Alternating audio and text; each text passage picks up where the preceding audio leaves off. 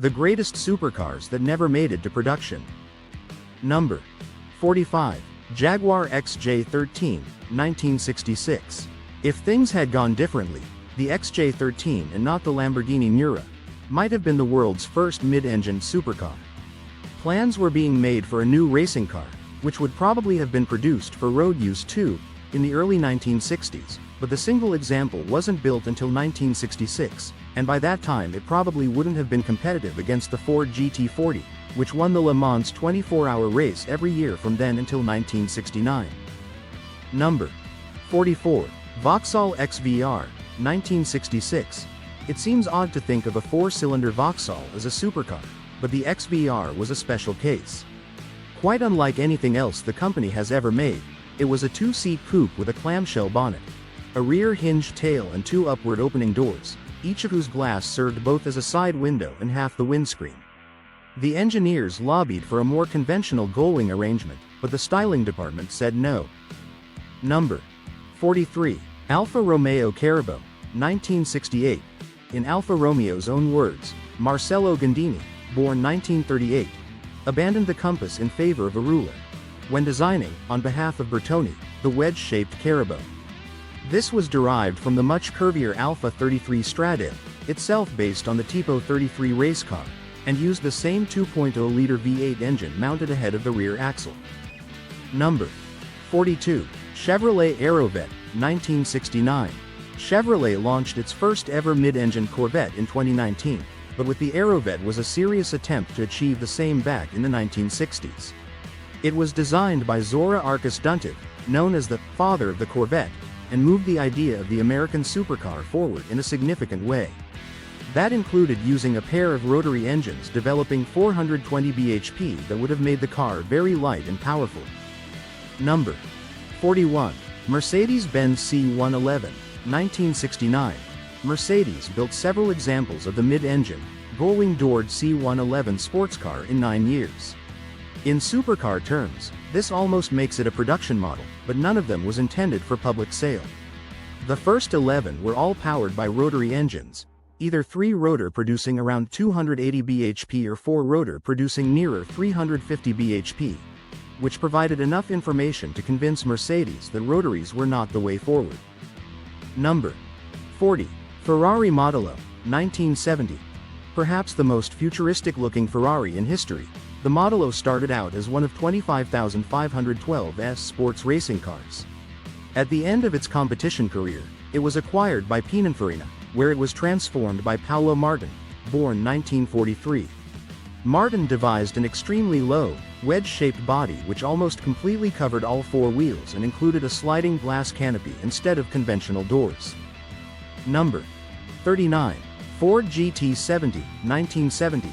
After Ford's dominant success at Le Mans with the GT40, the GT70 was a radical departure.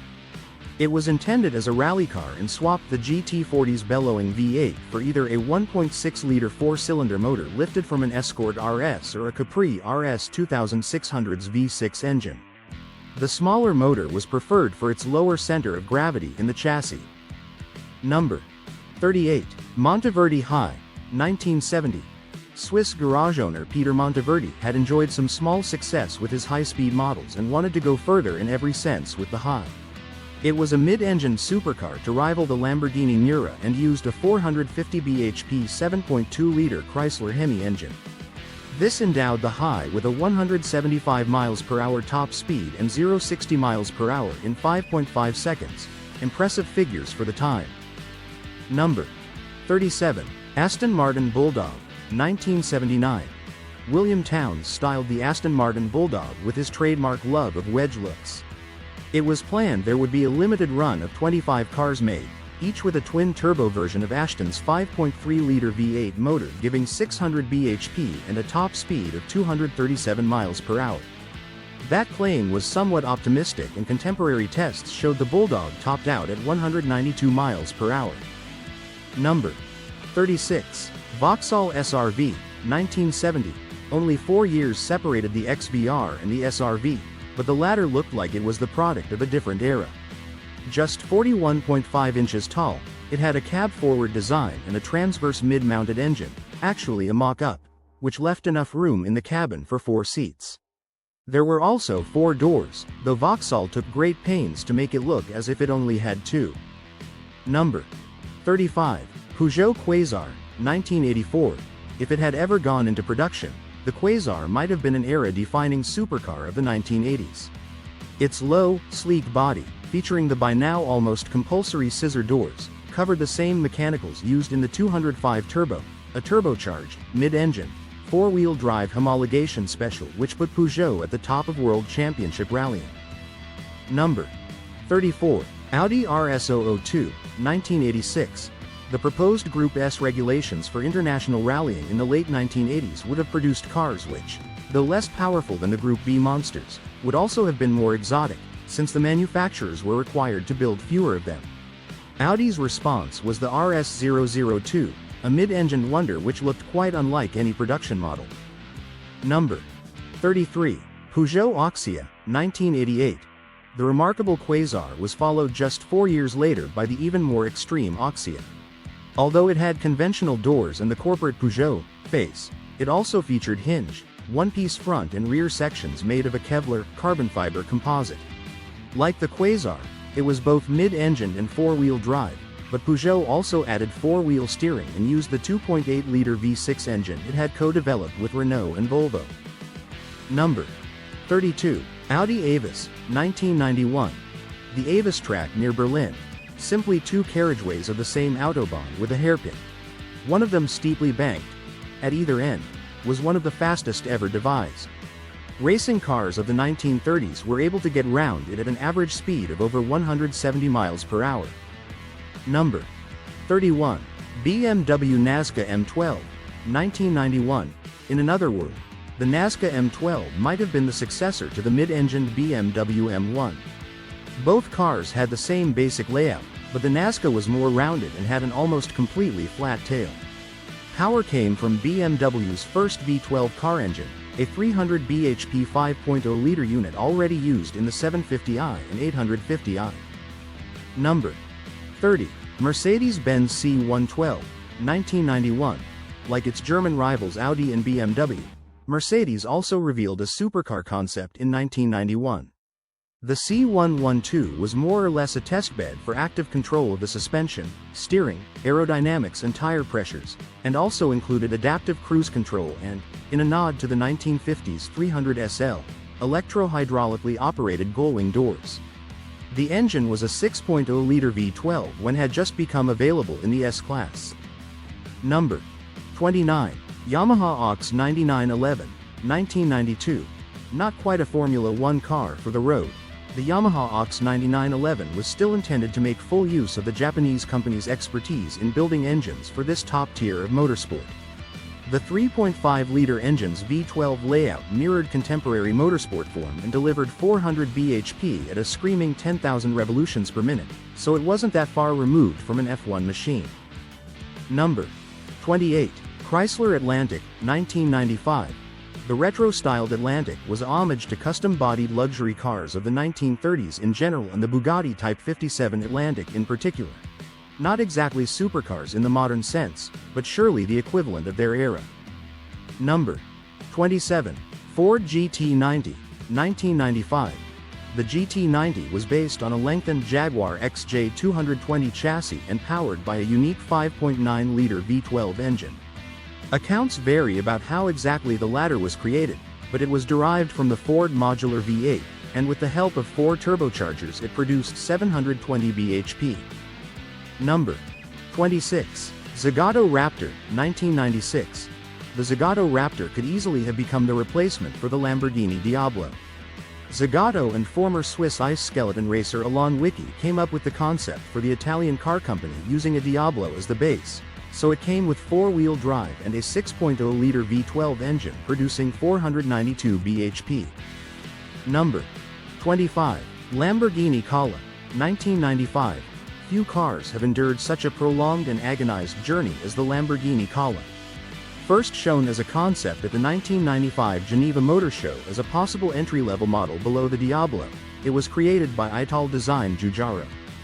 This design was originally commissioned by Lamborghini's then-owner Chrysler and taken forward by Megatech, which bought the supercar company in 1994. Number 24. TVR Speed 12, 1997. You could never accuse Peter Wheeler of lacking ambition for TVR, and the Speed 12 summed up that spirit to perfection. Building on the success of his cars in the 1990s, Wheeler wanted to compete in the GT1 endurance racing category against the likes of Porsche and Mercedes. He had the tool for the job in the Speed 12, which had a 7.7-liter V12 engine producing 800 bhp. Number 23. Nissan R390, 1997. In order to use the R390 in the GT1 class of international racing, Nissan had to build at least one road legal version. Following the rules to the letter, it produced exactly one and held on to it, denying buyers the opportunity of owning what would have been a magnificent supercar. Number 22. Volkswagen W12, 1997. Volkswagen had several cracks at stirring up interest in its take on the supercar, starting with the W12 Synchro in 1997. That was followed by the W12 Roadster the following year, and then the W12 Nardo in 2001. All used the W12 engine that was to find its way into the Bentley Continental GT, as well as the less popular Phaeton luxury saloon. Number 21. Audi Rosemeyer, 2000. After the Hunnode years, the next step towards the Veyron was the Audi Rosemeyer, which still had the naturally aspirated W16 engine but, following the by now familiar Audi tradition, also had four-wheel drive. Number 21. Bentley Hunnaudiers, 1999. Hunnaudiers is the French name for the part of the Le Mans circuit known to English speakers as the Mulsanne Straight because it's easier to pronounce. Bentley, which won the 24-hour race 5 times from 1924 to 1930, used it for a fantastic concept car displayed at the 1999 Geneva show. This marked the first public appearance of what became the first, and so far only, W16 engine fitted to a production car. Number 19. Citroën Osé, 2001. Osé is the French word for bold, which could describe Citroën's ambition to build something like the McLaren F1. Both cars had a mid-mounted engine driving the rear wheels, and they shared an unusual seating arrangement, with the driver in the center and 2 passenger seats set slightly further back at the sides. Number 18. Volkswagen W12 Nardo, 2001. The Nardo was the third and last of 3 supercars powered by a W12 engine created by mating 2 of Volkswagen's narrow-angle VR6 units. Measuring 5.6 liters in the earlier Synchro and Roadster concepts, it was extended to 6.0 liters in the Nardo, and its output was raised to 590 bhp. Number 17. Cadillac Cian, 2002. Cian is the Spanish word for 100, and was therefore an appropriate choice for a concept celebrating Cadillac's centenary. The Cian was a dramatic sports car powered by a specially designed 7.5-liter V12 engine which produced around 750 bhp and was mounted just ahead of the rear axle. Number 17. Cadillac 16, 2003. Looking like it belonged in a Marvel Comics cartoon, the Cadillac 16 had an equally heroic 13.6-liter V16 engine under its vast bonnet. Drive went through an automatic gearbox to the rear wheels and the engine was claimed to produce 1000 bhp. Even so, Cadillac also said the car offered 16.7 mpg fuel economy thanks to active fuel management that shut down as many as 12 cylinders when the car was cruising. Number 15. Peugeot 907, 2004. The 907 could be described as Peugeot's answer to 2 contemporary front-engine supercars, the Ferrari 575M Maranello and the Mercedes SLR McLaren.